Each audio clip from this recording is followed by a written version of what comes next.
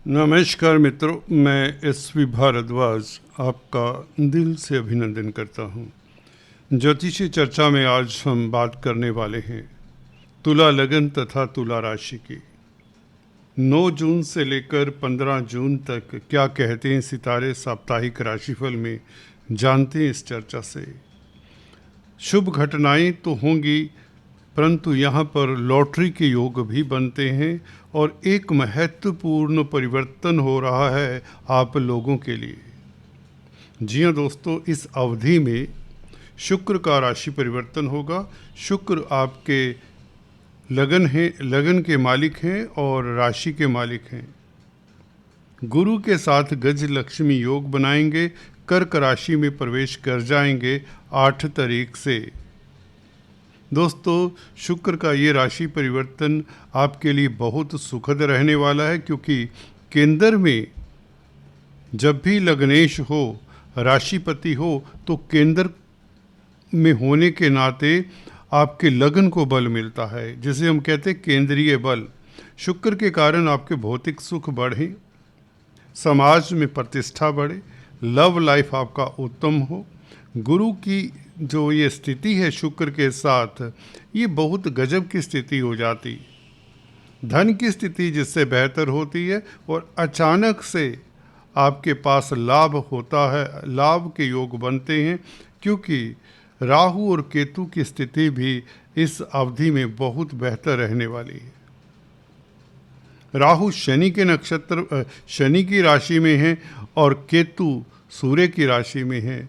सूर्य आपके अष्टम भाव में, 11वें भाव का मालिक जब अष्टम भाव में हो और जब लक्ष्मी योग बने, भाग्य साथ दे रहा हो, बुध अपनी राशि में हैं। लक्ष्मी योग तो कई तरह के बन रहे हैं। गजलक्ष्मी योग तो एक है शुक्र और गुरु के कारण। चंद्र मंगल योग भी बनता है, जहाँ पर मंगल धन भाव के मालिक हैं। चंद्रमा आपके कर्म भाव के मालिक हैं, तो आपके कामकाज की स्थितियां, हालात बहुत बेहतर रहने वाली है और कहीं ना कहीं सुखद घटनाओं का तांता लग सकता है, कोई बड़ी बात नहीं। अच्छा है ये चंद्रमा का गोचर। दोस्तों, आपको बता दें, चंद्रमा के गोचर के हिसाब से ये राशिफल होता है, जिसमें ग्रहों नक्षत्रों का प्रभाव समाहित करके हम आपके लिए कंप्लीट विश्लेषण प्रस्तुत करने की चेष्टा करते हैं। अंत में शुभ रंग, शुभ अंक, जेमस्टोन्स और उपायों की बात करते हैं, जिसे देखना सुनना मत भूलें। तो शुरुआत करते हैं दोस्तों। 9 और 10 तारीख शनि के साथ मीन राशि में चंद्रमा का गोचर होगा, परंतु याद रहे गुरु की दृष्टि इस चंद्रमा के ऊपर रहेगी, शनि के ऊपर रहेगी। कल और परसों 2 दिन गुरु से प्रभावित रहेगा शनि और चंद्रमा का योग। मैं अक्सर बताता आया हूँ, चंद्रमा वैसे ही 6ठे भाव में बली होता है और यहाँ पर चंद्रमा के ऊपर अगर कोई दोष आ भी जाए तो वह दोष लगता नहीं है। चलिए, शनि के साथ है तो ये राजयोग कारक हो जाता आपके लिए ये कॉम्बिनेशन, क्योंकि शनि योग कारक है, चतुर्थेश पंचमेश है और चंद्रमा आपके कर्म भाव के मालिक हैं। तो चतुर्थेश और दशमेश का संबंध पंचमेश की उपस्थिति में 6ठे भाव में हो रहा है। तो अकस्मात ढंग से पूर्व पुण्य, आपके पास्ट कर्म साथ देते हुए नजर आते हैं। 9 और 10 तारीख को गुरु से दृष्ट होगा, इसलिए आपको ये भी बताना चाहता हूँ, बैंकिंग प्रणाली से मदद मिल जाए, फाइनेंस संबंधित कोई प्रॉब्लम है उसका सॉल्यूशन मिल जाए और आप अच्छे एडवाइज़र साबित हों, सर्विस रिलेटेड मैटर्स में आपको सफलता मिले। कामकाज के हालात बेहतर ही रहेंगे। हालांकि आपका जो मन है कई दिशाओं में विचारशील होगा। अपने मन को फोकस रखें। हो सके तो सुबह सवेरे अपने इष्ट देव की आराधना करते हुए हल्का सा मेडिटेशन, योगा करें तो बहुत लाभान्वित होंगे। मन में एक सुकून सा रहेगा, क्योंकि शनि का जब प्रभाव चंद्रमा के ऊपर होता है, जब शनि योग कारक हों, गुरु से भी प्रभावित हों ये शनि चंद्र, तो व्यक्ति में एक मैच्योरिटी, व्यक्ति दूरदृष्टा हो जाता है, विजनरी हो जाता है और सहज होकर ठंडे दिमाग से एक्शन करने वाला होता है, जिससे सफलता मिल ही जाती है। तो 9-10 तारीख कर्जे को चुकाने के लिए अच्छा है, फाइनेंस संबंधित कामकाज को डील करने के लिए, सर्विस रिलेटेड मैटर्स को परस्यू करने के लिए बहुत अच्छा समय है, और ज़मीन जायदाद प्रॉपर्टी के कामकाज में आ रही दुविधाएं गुरु की दृष्टि के कारण दूर होती हैं। संतान को लेकर यदा कदा किसी तरह की दिमाग में जो दिक्कत है, सोच है, वह भी दूर होती है गुरु की दृष्टि के कारण। ये विष दोष जो बनता है शनि चंद्र का, ये कैंसल हो जाता है गुरु की दृष्टि के कारण। वैसे भी शुरुआत में बताया चंद्रमा 6th हाउस में बहुत बली होता है। हालांकि आपको मैं अक्सर एग्जाम्पल देता आया हूँ, चंद्रमा MS धोनी की कुंडली में शनि के साथ है, परंतु गुरु का प्रभाव भी है उसकी कुंडली में, तो इसलिए आपके कामकाज के हालात बेहतर होंगे। अगर कोर्ट कचहरी में कामकाज करते हैं तो स्थितियां अनुकूल ही रहेंगी। आप शत्रु हंता रहेंगे कहीं ना कहीं। आपका विजन आपके काम आएगा, आपके विचार शील रहेंगे, शांत रहेंगे और उपलब्धियों की ओर बढ़ेंगे। एज फार एज कार्यस्थल की बात है। चंद्र मंगल योग 11-12 तारीख को बन जाता है। 11 तारीख सुबह 8:16 पर चंद्रमा मेष राशि में प्रवेश करता है और 12 तारीख तक मंगल के साथ ही रहेगा। तो ये लक्ष्मी योग कहलाता है, चंद्र मंगल योग मेष राशि में, और गुरु से चंद्रमा और मंगल दोनों ही केंद्र में होंगे तो ये बहुत अच्छी स्थिति हो जाती है, बल्कि शुक्र से भी केंद्र में होंगे। तो जब गुरु का प्रभाव चंद्रमा के ऊपर पड़े तो गज केसरी का प्रभाव कहीं ना कहीं आपको मिलेगा। समाज में आपका रुतबा बढ़ सकता है, समाज में आपका नेम फेम बढ़े और धन की स्थिति बेहतर हो, डेली आमदन में वृद्धि हो, रोज़मर्रा के कार्य आप बड़ी आसानी से करने वाले होंगे। अदालती मसलों में भी मैं देखता हूँ इस तरह की स्थिति में कुछ आपकी जीत की संभावनाएं प्रबल रहेंगी। खासकर 11 तारीख को व्यापार के लिए अच्छा, विदेशी कामकाज के लिए अच्छा है। अश्विनी नक्षत्र में चंद्रमा 11 तारीख को बहुत बेहतर है, और इसी तरह से 12 तारीख को भरनी नक्षत्र में शुक्र के नक्षत्र में ये चंद्रमा कमाल करने वाला है। लव लाइफ बेहतर करने वाला है और आपका कार्यस्थल पर कुछ ना कुछ सम्मान होगा, इज्जतमान होगा, या कामकाज की स्थितियां आपके लिए अनुकूल होने का समाचार मिलने वाला है, क्योंकि बुध कम्युनिकेशन के कारण कारक भाग्य स्थान में है। तो भाग्य के कारण आपको कोई सुखद समाचार 12 तारीख को मिल सकता है, जब राशिपति शुक्र के नक्षत्र में भरनी नक्षत्र में चंद्रमा होगा। मंगल के साथ है, मंगल आपके 2nd हाउस को भी देखता है अष्टम दृष्टि से, तो धन का संचय होने के योग बनते हैं। कुटुंब में मेहमानों का आना जाना लगा रहेगा। उपलब्धियां बढ़ती हैं आपकी 11-12 तारीख को, खासकर 12 तारीख बहुत बेहतर है। और मंगल की दृष्टि गुरु और शुक्र के ऊपर भी रहेगी। मंगल 7वें भाव के मालिक हैं, शुक्र लगन के मालिक हैं, गुरु 6ठे भाव के मालिक हैं। जो प्रतिद्वंदी आपके रास्ते में आ रहे थे वह स्वतः ही हट जाते हैं दोस्तों। 11-12 तारीख कुछ इस तरह का फल मिलने वाला है। प्रतिस्पर्धा जो कार्यस्थल पर रही है, वह प्रतिस्पर्धा से आप काफ़ी मुक्त हो जाते हैं। किसी तरह का भय चिंता रहा है, उससे भी आज़ादी आपको 11-12 तारीख को मिल जाती है, खासकर 12 तारीख को। और आप रोमांटिक भी रहेंगे। यूं कहें दाम्पत्य जीवन मंगल क्योंकि 7वें भाव में सप्तमेश होकर गोचर कर रहा है, रुचक नामक महापुरुष राजयोग बना रहा है, शुक्र के साथ संबंध है, तो लग्नेश सप्तमेश का संबंध व्यापार के लिए बहुत अच्छा है, एक्सपोर्ट इंपोर्ट के लिए अच्छा है, कॉस्मेटिक्स, रेडीमेड गारमेंट्स, स्त्री वर्ग से संबंधित कामकाज के लिए अच्छा है, सफलता भी मिलेगी। तो किसी को प्रपोज करने का है तो 11-12 तारीख बहुत बेहतर है और 11-12 तारीख ही कोई आपको बड़ा लाभ हो सकता है। खासकर बैंकिंग प्रणाली से लोन इत्यादि आपका पारित हो सकता है।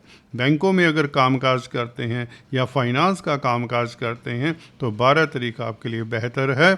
आपकी प्रतिष्ठा के साथ साथ धन की स्थिति बेहतर होती है। गुरु का प्रभाव सेकंड हाउस के ऊपर, मंगल की राशि के ऊपर, मंगल से दृष्ट होकर आपके धन की स्थिति बेहतर करता है। कोर्ट कचहरी में फतेह के योग भी बनाता है। अदालती मसलों में आपकी जीत के योग बनते हैं 11 और 12 तारीख को। 11 तारीख हालांकि केतु के नक्षत्र में होगा चंद्रमा, पर फिर भी लाभ 11 तारीख को भी होगा। सूर्य के साथ चंद्रमा जब होता है तो अमावस का दिन हो जाता है।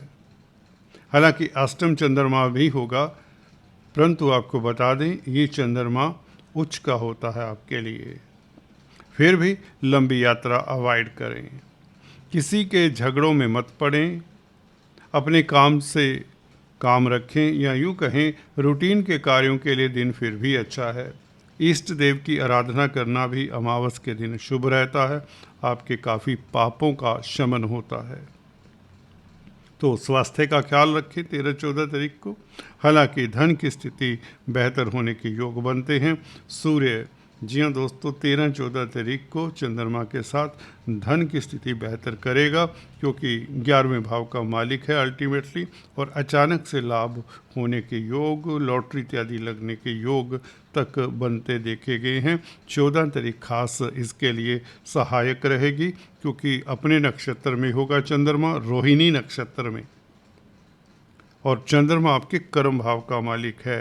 कर्मेश और लाभेश की युति आपके अष्टम भाव में हो रही है 13-14 तारीख को।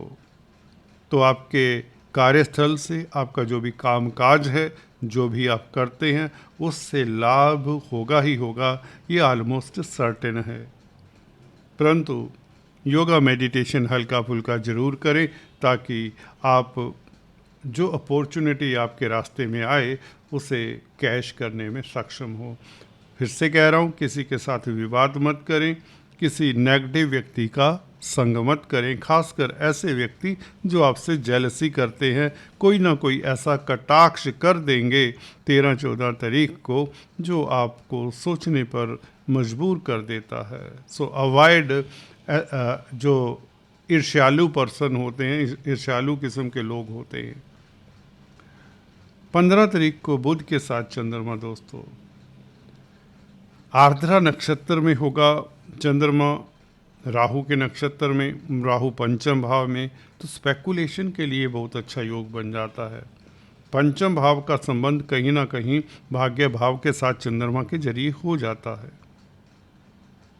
तो हालांकि बैंकिंग प्रणाली में जो कामकाज उलझे हुए हैं उनको सुलझाने के लिए भी दिन उत्तम रहेगा, क्योंकि राहु शनि की राशि में, शनि छठे भाव में है, तो कहीं ना कहीं प्रतिद्वंदियों के साथ अपने मामलात को सुलझाने के लिए भी दिन उत्तम रहेगा, या यूँ कहें जो प्रॉब्लम्स हैं उसको मिल बैठकर आप सुलझा सकते हैं। आपको अच्छी अपॉर्चुनिटी देता है 15 तारीख, क्योंकि भाग्य साथ है। चंद्रमा जब भाग्येश के साथ हो, भाग्यस्थान का मालिक अपनी राशि में हो, तो लाभ तो होगा। विदेशी कंपनियों में कामकाज करते हैं तो 15-16 तारीख आपके लिए लाभकारी रहेंगी।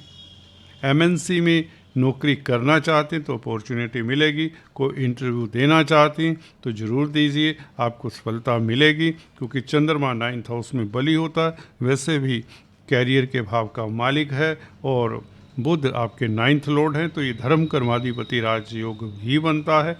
तो धर्म कर्माधिपति राजयोग के चलते कैरियर में उछाल आने के योग, तरक्की के योग, मनचाही जॉब मिलने के योग, और विदेशों में अगर आप सेटल होना चाहते हैं, यात्रा करना चाहते हैं, वीज़ा के लिए ट्राई करें, और एम्बेसी इत्यादि में कुछ डॉक्यूमेंट देना है, एम्बेसी से रिलेटेड कोई कामकाज करना है, तो 15-16 तारीख करें, आपको सफलता मिल जाएगी। फिर भी अगर बुध आपका कमज़ोर है तो किसी किन्नर का आशीर्वाद जरूर लें, या हो सकता है तो छोटी कन्याओं को खट्टे मीठे फल 15 तारीख को खिलाने के पश्चात एम्बेसी से रिलेटेड कोई कार्य करें, विदेशी कामकाज एमएनसी से रिलेटेड कोई कामकाज करें तो सफलता मिलेगी। और वीज़ा, ग्रीन कार्ड इत्यादि की कोई प्रॉब्लम्स को लेकर परेशान हैं तो कोई सिल्वर लाइनिंग आपको नज़र आ सकती है। कुछ सुखद समाचार अगर कोई व्यापार करते हैं उसको रिलेटेड भी आपको मिल सकता है, कोई आपकी डील सिरे चढ़ती हुई नज़र आती है। तो ये था चंद्रमा का गोचर। चलते चलते lucky number, lucky colour, gemstones की बात करें।